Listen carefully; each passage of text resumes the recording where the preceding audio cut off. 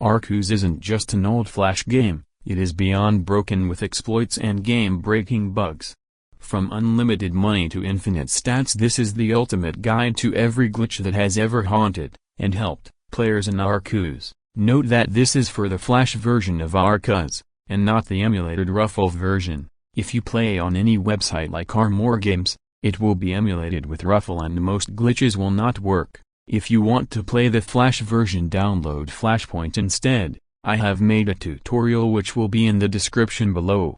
We will be looking at the tamest glitches first and working our way up to more and more game-breaking exploits. Starting with a simple typo where one of the wolves is called Waffle instead. Following that, the game has a mechanic where you get slowed down drastically if you carry around too much stuff at once. If you reload the game in this state, this slowdown will be applied 2 times. But if you drop an item which would put you under the weight limit and then click no on the confirmation, you will still be under the weight limit even if you did not drop the item. Near the end of the game you will encounter these ghost enemies which will split into fake ghosts when they are low enough. There is a seemingly random bug though which makes these fake ghosts unkillable, which can lead to you having to do the whole boss fight all over again because of one unkillable ghost.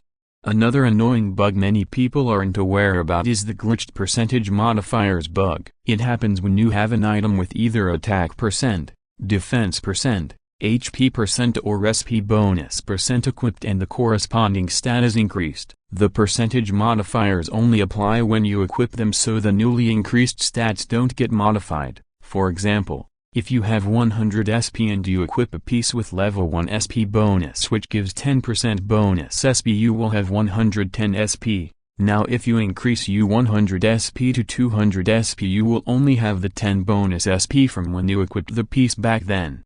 But as soon as you re-equip it you will have 220 SP, so always make sure to re-equip your percentage bonuses every now and then.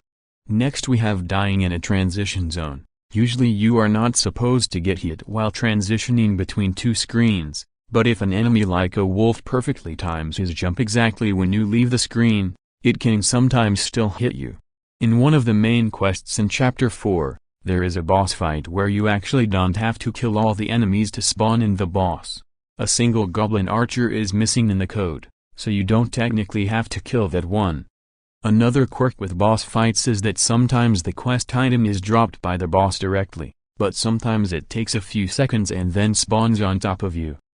In the Centaur's Forest there is a bugged transition zone which isn't marked on the map and can only be accessed from the bottom room.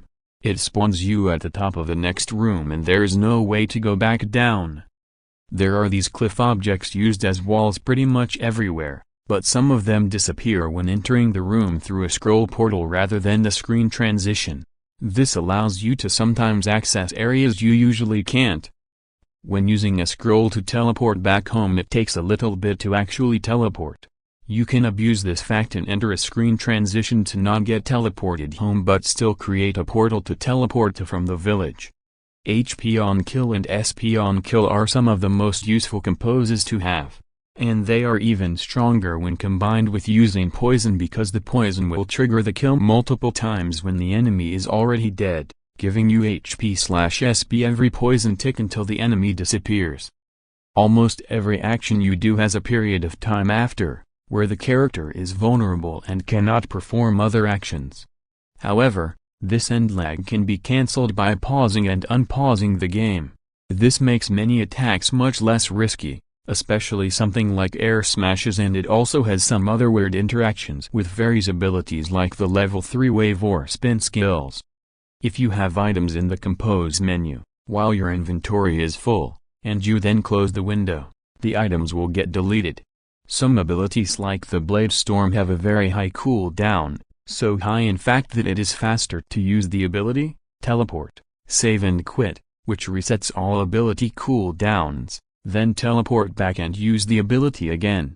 You can restore the compose points of any weapon by putting it in Paul's chest, save and quitting, and then picking it back up. If you teleport during a cutscene, weird things can happen. Often you will not be able to move, or sometimes your camera will go to the top left corner of the village. Oftentimes it can be fixed by pausing and unpausing, but sometimes you have to save and quit to fix it.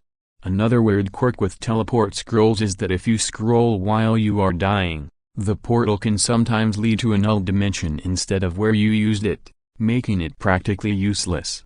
Walls in this game are not very good in keeping you out of them. You can easily clip into a lot of walls by either having speed up active or getting pushed by an enemy like a centaur.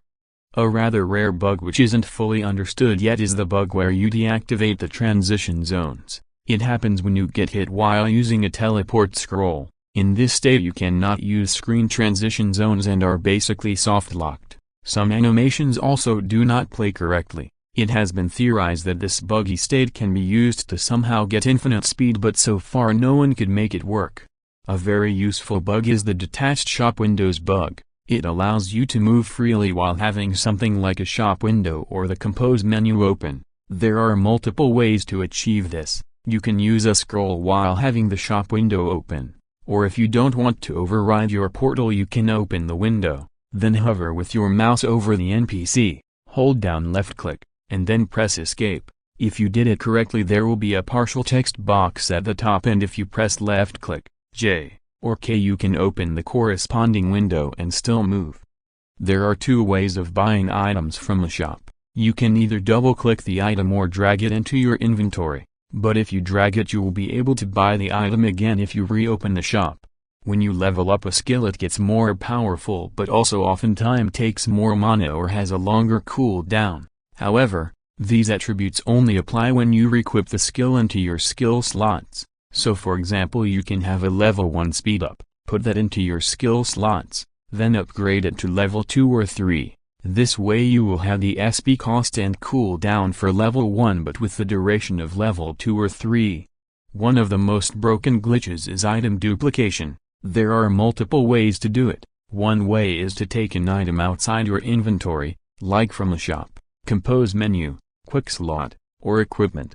Then click on an item in your inventory you don't want to use as dupe fodder, then drag that item outside your inventory. Click on the original item again and repeat. If you want to dupe an item from your inventory, you can also first switch the original item with it and then repeat the process as usual. Also, if you dupe the desired amount, you want to throw the last item also out of your inventory to dupe one more copy.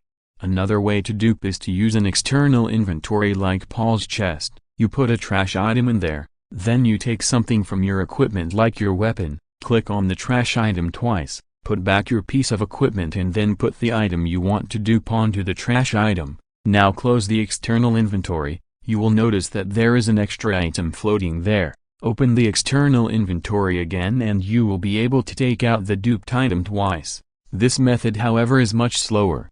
And last but not least is the most broken glitch in Arcuz, potion stacking. When this glitch was discovered, it created a new speedrunning category because it is so game-breaking. Potion stacking allows you to stack infinite potions that give you an orange effect like the attack potion, magic resist potion or defense potion.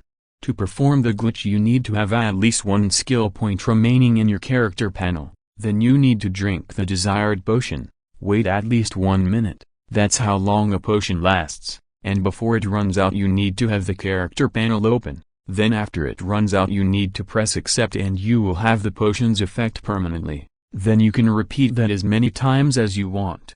For attack and defense potions this scales exponentially. Every time you do this with attack potions it's 50% more damage, so x to the power of 1.5.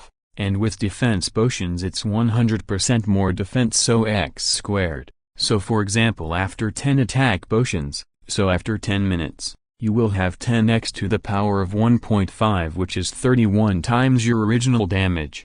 The same glitch can be done while getting a level up. This way you stay the level you were before but still gain the skill points, or with Archangel potions, either waiting for them to run out or by dying you can double your health and mana each time.